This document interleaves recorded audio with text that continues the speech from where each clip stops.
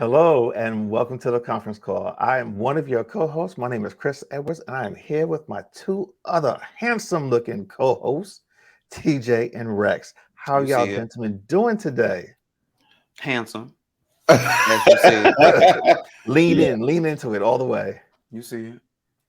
Okay. You see it. We're gonna have to change the rating on this Do episode. you see it? Mm, Yeah. back up, back up, back up. Too close. And I'm practically naked, so Oh Lord.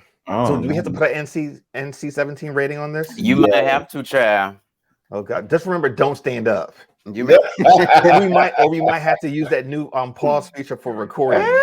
Something's gonna have to happen. Oh gosh, how you doing, Rex? I'm doing good. Can't Okay, you okay. tell? Always, No. you're always doing good. As you can see, I'm wearing a hat today. Today's one of those days where I'm not shaving. This episode will definitely come out after my vacation's over, but I leave in 2 days and Is I'm ready to go. is that a billy goat on your hat? Yes, it is. It's called the Underneath goat. it too. Man. Don't All y'all right, don't y'all guys. be eating the goats up in Jamaica? Never mind. Go ahead. Continue on. I actually had some good goat a I couple knew weeks it. ago. I But knew it. anyway. Today we're talking about religion and spirituality. What do you believe in? Um, I think this is actually a really good topic. We'll just kind of talk about what we believe in and how it's changed throughout our years. And then, you know, religion plays such a huge role on society in a positive and a negative way.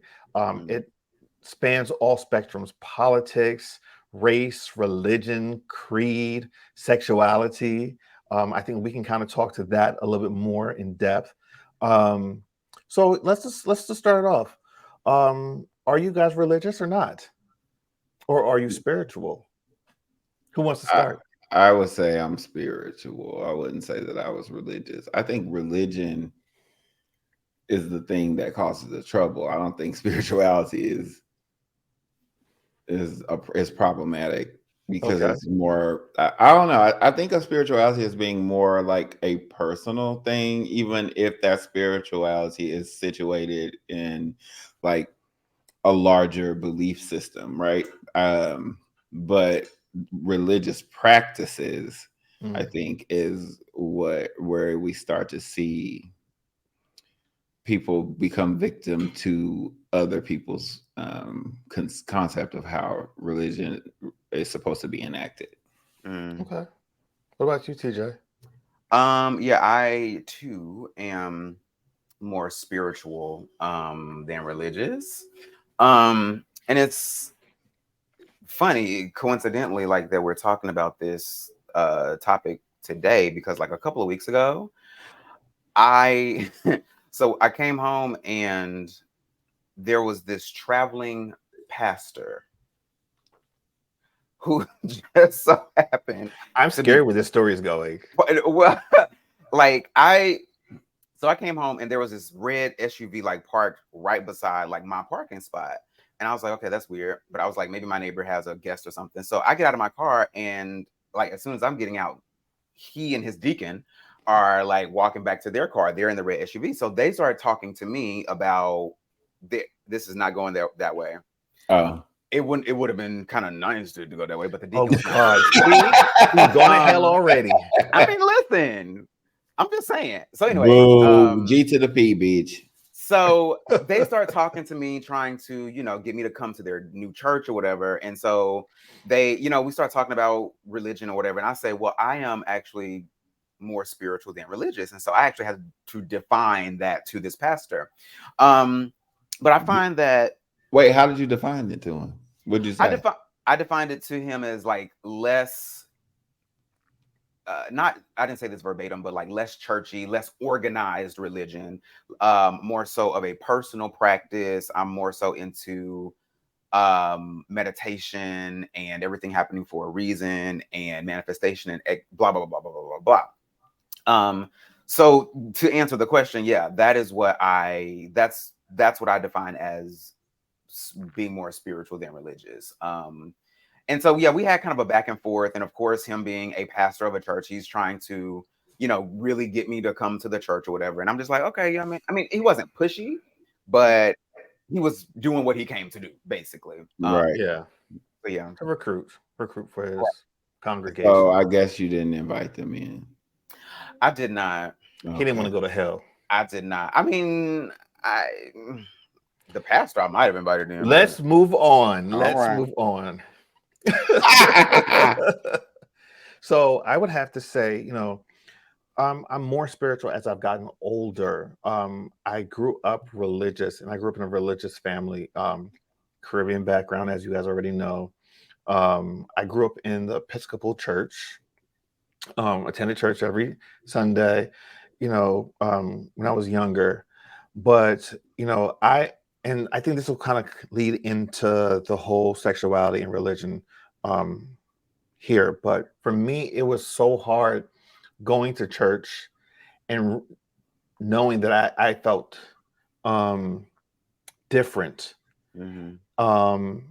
And when I say different, I don't mean different and wrong. At the time, I felt it was wrong because I didn't know any better.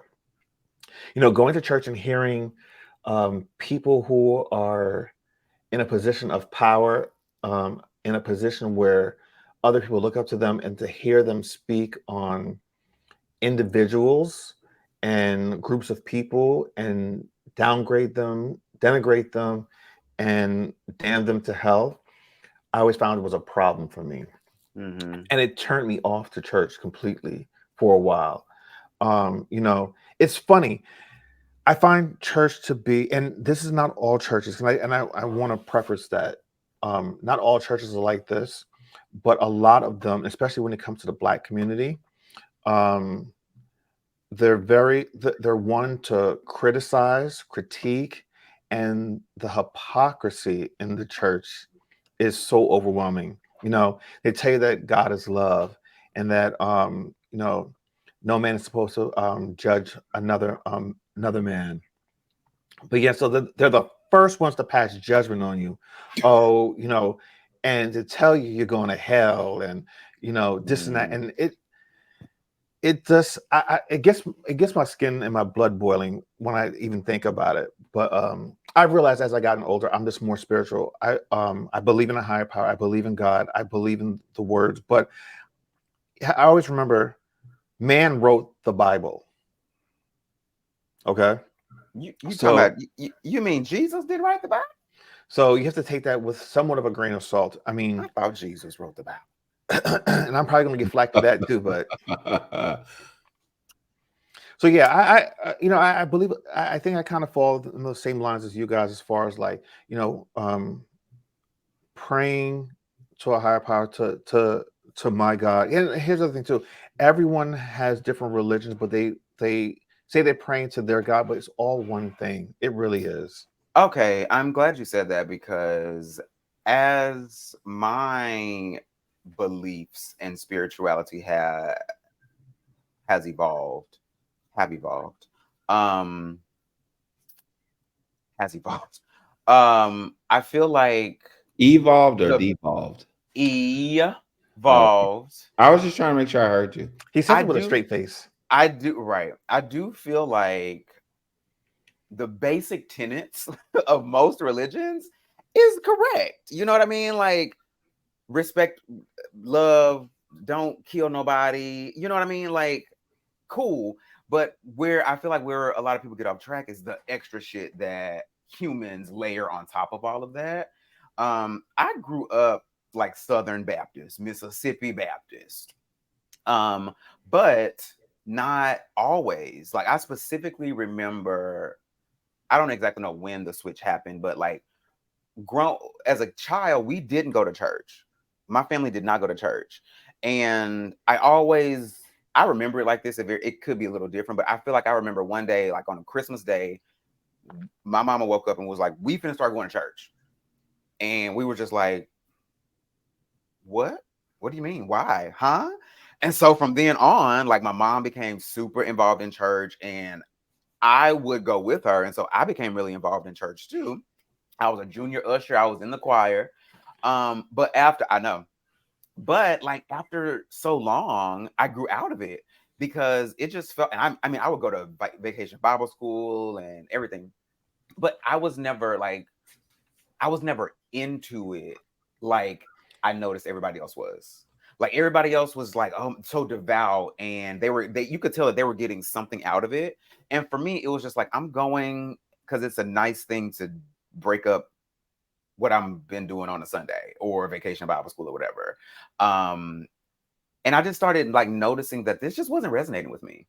Mm. Like a bunch of the kids that I would be around, like because some of them were like preachers' kids, or coming from like really religious families, whatever.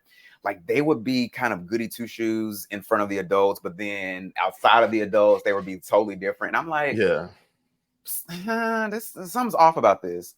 So yeah, eventually I just grew out of church because it just didn't seem right to me. You I, know, I my I don't know that I ever really felt like church didn't seem. I think I didn't really figure all that out until I wasn't in the environment anymore, and then I felt really resentful, right? Because as I learned more, developed, grew up, all that kind of thing, it's like I felt like I was having to try to unpack all the things that I had internalized as just fact, and Mm-hmm. and like try to make sense of how.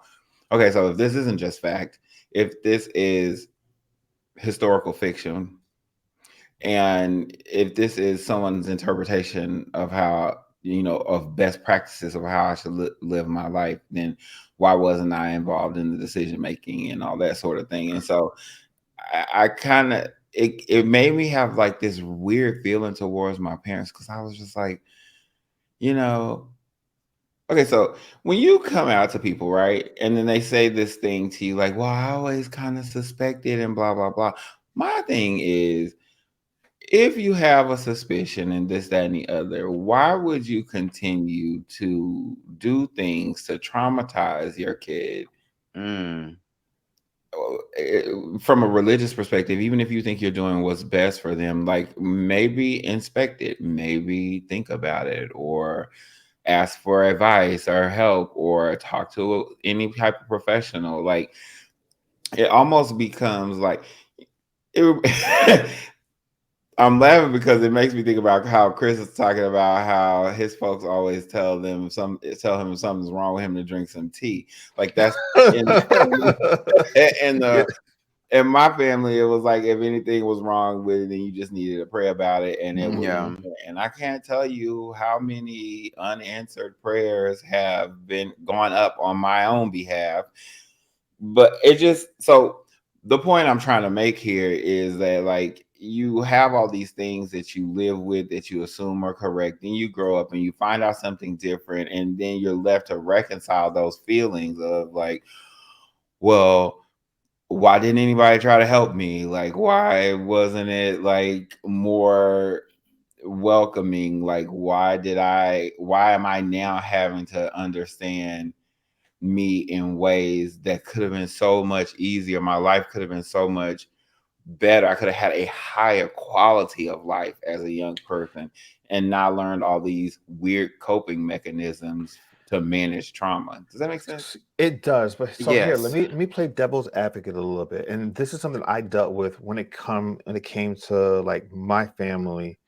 Um, I think a lot of times when people don't know, they can't do better. You know what I mean? If that makes any sense. Like they grew up a certain way, and not that you're ever excusing it, but you realize Mm-hmm. that they just don't know how to. They didn't grow up with the mechanisms or the tools to do better. You know, everyone wants to have their children, their loved ones do better than what they went through. But a lot of times they don't know how to make that happen because they don't have the tools to do it. Whereas I think we live in a world and society now where we have a lot more tools at our disposal, and we're more in touch with our emotions, being able to communicate. We know that therapy is not bad. Those are things that we can do, whereas before, like our parents and our grandparents, like those are things that just they don't even equate. They were never even on the map. They weren't on the radar. Yeah. So, as the generations progress, we learn how to deal with these things. I think that, like, the generation that's come after us, like, right, so your kids, they grew up in a different environment. They know how to deal with certain things. Like, let's just take homosexuality. They know how to navigate that space and to live in an open and free environment where it's not a thing. It's just, all right, yes, there are other human beings. This is what they like. That's not necessarily what I like, but we all are together because we're all human and we all are on this world together. Whereas before, it's just like, in past generations, it's like, no, no, no, they need to be shunned. There's something wrong Yeah. with them. You're going to hell. You're a demon. We need to exercise this out of you. Yeah, I don't know, Chris, because like I feel like when you love your kids, and especially if you love them as much as you say that you do, right? Not you specifically. Yeah. Then if you know that you are raising a child and you have a suspicion that that child is dealing with something, right? And they're in a world where all the messaging around them tells them that who they are is not okay. You should be doing everything you can to try to mitigate those feelings of incompleteness, hurt. Like it's not just the church, it's TV, it's everything around you. On top of the fact that I really believe that the kind of culture that's fostered in America, specifically around kids, has really made kids more of an inconvenience than anything else. So like They show to me. family focus. All this family focused talk that people talk about, the first thing they say, well, I don't want you to do that to my kids. I don't want my kids are this, that, and the other. But then you create all these spaces where kids aren't welcomed, or like you have all these rules to kind of basically inculcate kids into a society that they don't have really a choice whether or not they want to belong to it or not, right? That's really what the whole school system was designed to do. It was designed to produce workers and women to take care of the house. All this current individuality and all the stuff that we learn about now, like that was never what school was designed to be done in the beginning. So like, or you don't want kids, even though everything in the mall is designed for kids, the malls don't actually want the kids to hang out at the mall. Like, you know what I'm saying? It's like everywhere a kid goes is some sort of fucking inconvenience. So like, I just think that if you know that that's the case, and if you have eyes and are, conscious, you would think that you will be doing things to like try to say, here's a safe place for you. Here's what, like, it's to the point now, like you don't even really feel safe at home. And I have to say that a lot of my life, I felt more like an inconvenience than anything else. And I didn't ask for this shit. Just saying. I'm inclined to agree with both of y'all. Because I see both sides of what y'all are saying. I think it's like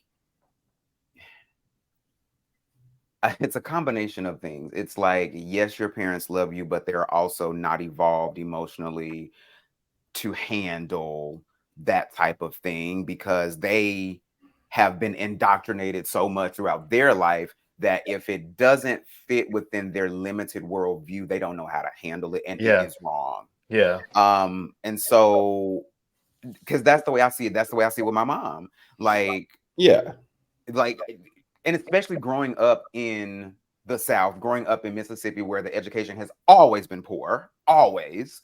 It's like, yes, you're culpable in your behavior, but at the same time, look at what you're dealt. You know what I mean? So I do. It's like you gave birth to me. You gave birth to these children. You love them to the extent that you can love them, and to the extent that you were loved, and you have church telling you one thing and society telling you the same thing, and so you're getting all these messages, and you may not the government and the government but check literally. this out though. What you're explaining is the same reason white people use for racism. But yes, but here's the thing though. And but just really think about that. Like that's the reason that they share for like why they believe how they are and Mm-hmm. how they and the whole history of things and like why they interact with black people the way that they did. And it's always kind of been this way, and then we're having to unlearn this and blah blah blah. Ain't nobody trying to hear that shit, girl. I mean, seriously, right? Like, Yeah, yeah, yeah. eh. Yes and no. I mean, I get it. So here's the thing. No, I'm being serious when I say yes and no. And the reason why I say that is because, like, I feel as though like our grandparents and our parents, we can somewhat give a slight pass to. If we were to do it, it's like a hard no. We know better. Right. We know better. You know what I mean? Like any parent that does that in 2023 is dead ass wrong. It needs to be called out on it. You Mm-hmm. know, we have so much access to information now, whereas we didn't before. Think about it. During the beginning of time, how was information passed down by fire? By wise tales and stories. That's how Oh information yeah, was passed. oral history. Right. Yeah. And as time has progressed, there's been other mediums that have introduced how to pass along these stories, this history, and now we're at a point now where we have information at our fingertips at the drop of a dime. We don't have to even leave. I can stand right here and get anything I want. I can pick up my phone, pick up an iPad, pick up my computer, go on my computer, and get Mm-hmm. access to all this information. Whereas they Right. didn't have that before. All they had was someone telling them, "Well, this is how we did it, so this is how you should do it." Uh, Yeah. I agree. I agree with the premise of what you're saying, but I'm just like all the information we have, not all of it. Much of the information that we have contemporarily was available in our grandparents' time, right? It was just in books. Yeah, but they weren't. Yes, But here, no, here's and a yes and no. And because here's the thing, they weren't running to the library. They were more I concerned with. know, I get They it. were more concerned with. All right, well, I got to make sure I can go to work and put food on this table to feed these damn kids and put clothes on their back, and just hopefully that they can get to an age where they can take care of themselves. That literally, that's all they were thinking about. Yeah, My I my agree with you. my I agree grandmother with you. yeah. had 8 kids. And basically, it was a community around that helped to raise them. They weren't allowed to do a lot of different things. All she wanted to see them do was to get up, be able to get married, and not even to like school wasn't really important, like college or whatever. It was about okay, go find a husband, go find a wife, get married, and have some Yeah. kids. That was the extent of it. And religion played a lot into that. They went to church every Sunday. They had Bible study every Wednesday. All the functions were at church. My mother and father met at church Yeah. from when And they a were lot of little kids. yeah, and I feel like a lot of times like that was well, that's how people who are religious describe it. It's like their way of centering themselves. It's their Right. way, it's their therapy. You know what I mean? Right. It's like, Right. okay, on Sunday I can come in and I can like just let all the burdens of the week go and I can you know what I mean? So it's somewhat understandable, unfortunately, that a place like that will have such hold on someone. A Yeah. place like that will have, and so the message, so you're less inclined to even question the messages that you're getting from this place because of the benefits that you're getting from it and the community that you're getting from it, and et cetera, et cetera, et cetera. So, question for the group, since because I noticed that it's like we have these places that we all agree on, and I'm what I'm saying may come across as harsh, but like the way that I feel about it isn't, because I do feel a sense of forgiveness or whatever. Like that's part of the unpacking. Once you go through the anger of it, you get past that and you understand that people did what they knew how to do. It's a reason. It's not an excuse. I get Right. it. Mm-hmm. So, but we have some divergences here between like how far we're willing to take that sort of line of reasoning. So I guess my question is like, how do you handle that sort of difference in perspective with regard to like religious practices or spirituality or that sort of thing when you are in conversation or relation with someone who has more differences than maybe you're accustomed to? Hmm. That rarely happens for me. I mean, honestly, the only time that it happens is when I am around my mom, and even that, it's like a simple question of like, so let's say I go home to visit, she'll be like, um, she may or may not ask directly, but she'll hint at me possibly going to church with her. And Mm. so my response to that is always no. And so and it's simple as that. Like, because my mom is not a preachy woman. She's never like, she goes to church all the time, but outside of church, she doesn't really talk about it. She doesn't like really preach or anything. So it's not like I'm constantly getting a barrage of, this, and this. So it's just like, yes, girl, you go do your thing, go to church, understand what it does for you. Me personally, I have no need to go. I don't want to go. So I can't think of a time where I've encountered someone like, super religious, and I'm having to maybe like have a conversation with them outside of the preacher that confronted me in that front door. But Right. even still, that was a civil conversation. Right. And even he asked me when I told him I was more spiritual than religious. He was like, "Oh, so have you? So he was like, let me ask you something. You've been church hurt, haven't you?" And and I really had to sit and That think, was a and I great was question, like, though, from a pastor. not really.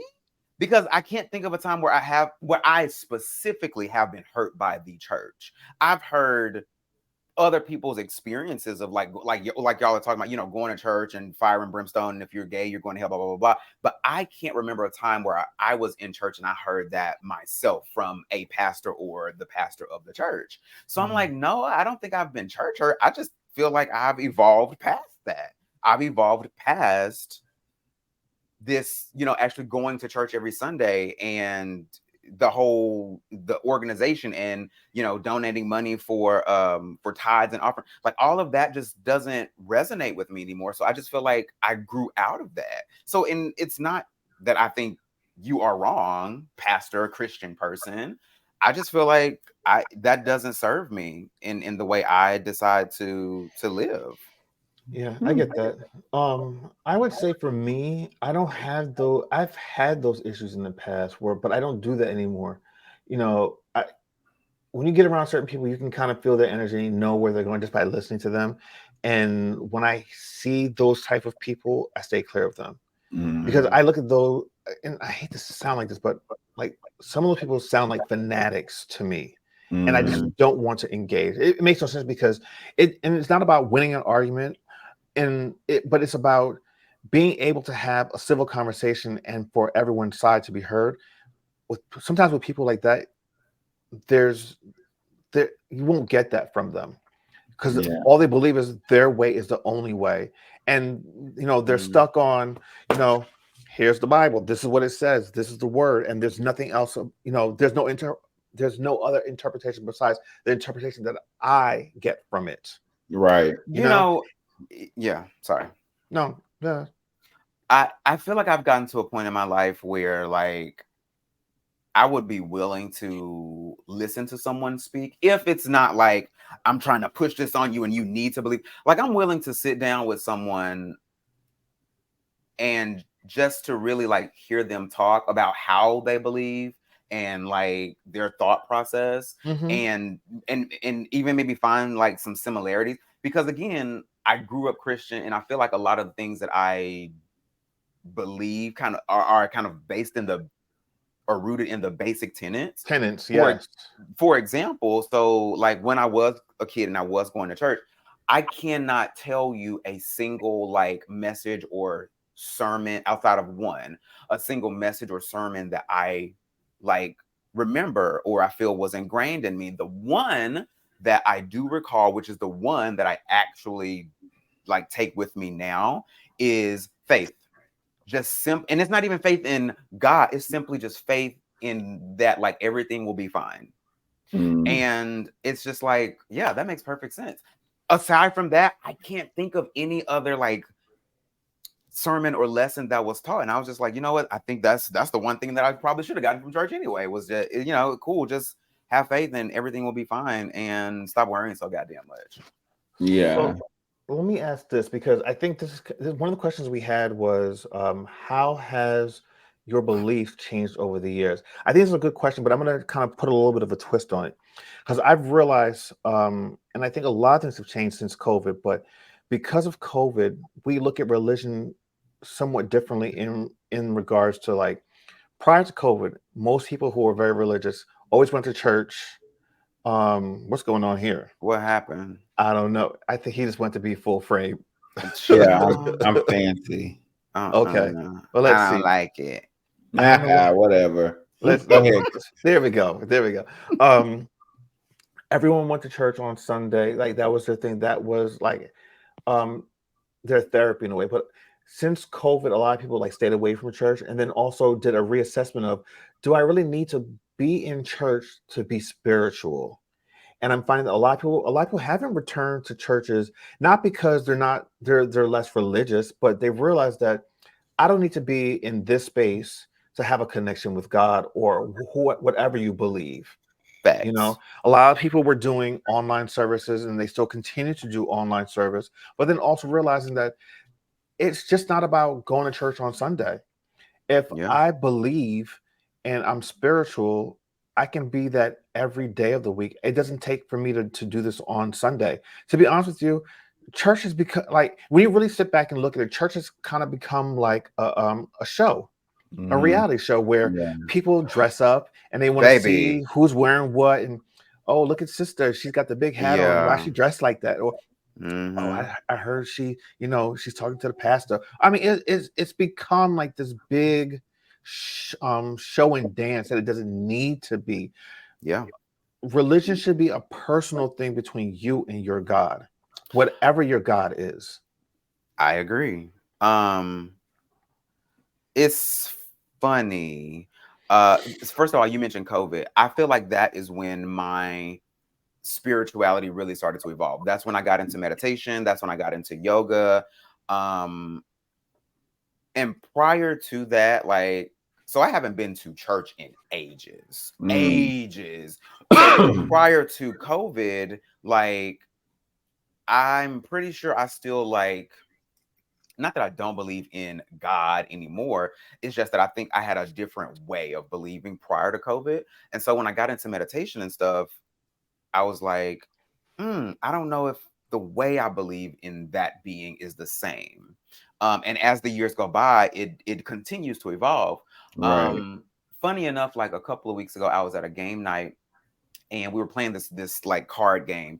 And one of the questions was, would you rather have $1 million or lunch with God?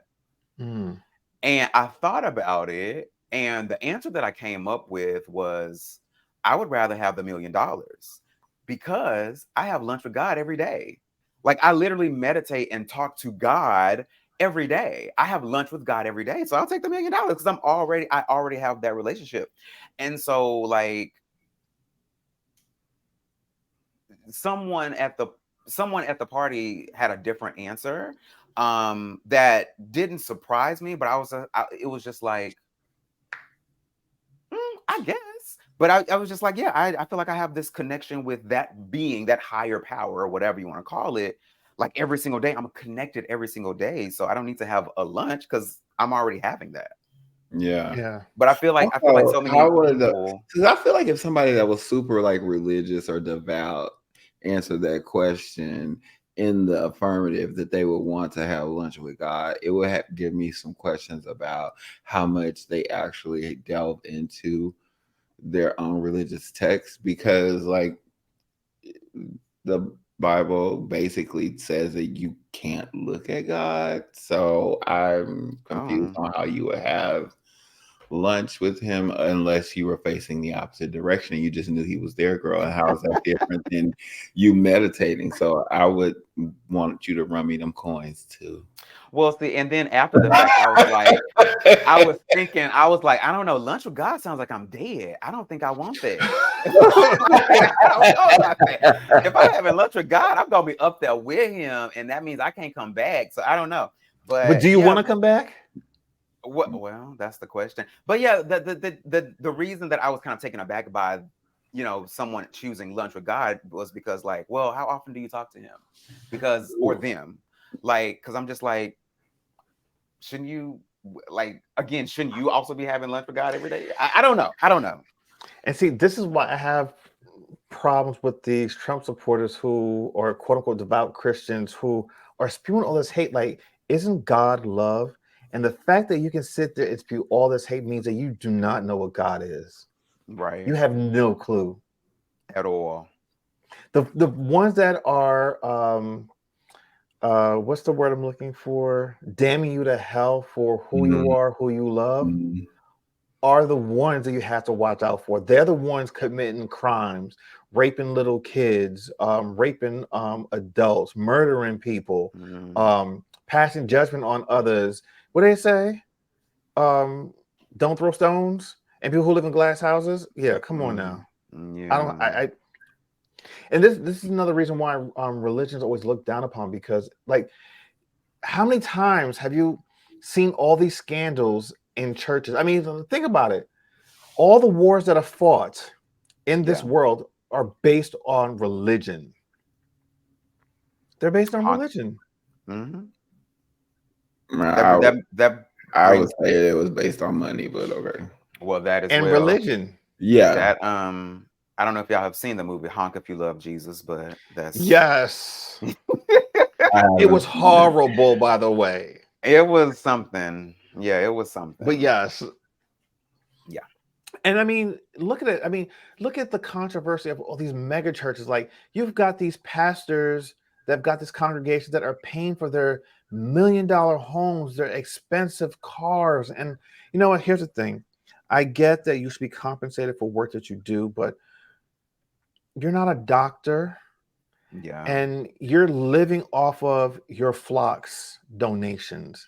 And you're justifying yourself living in a mega mansion, but yet still preaching in a pulpit that we need to be giving towards the needy and having soup kitchens, when you're leaving there, you're living this lifestyle that is not realistic for most people. Wait, before we move past, I have a question about soup kitchens.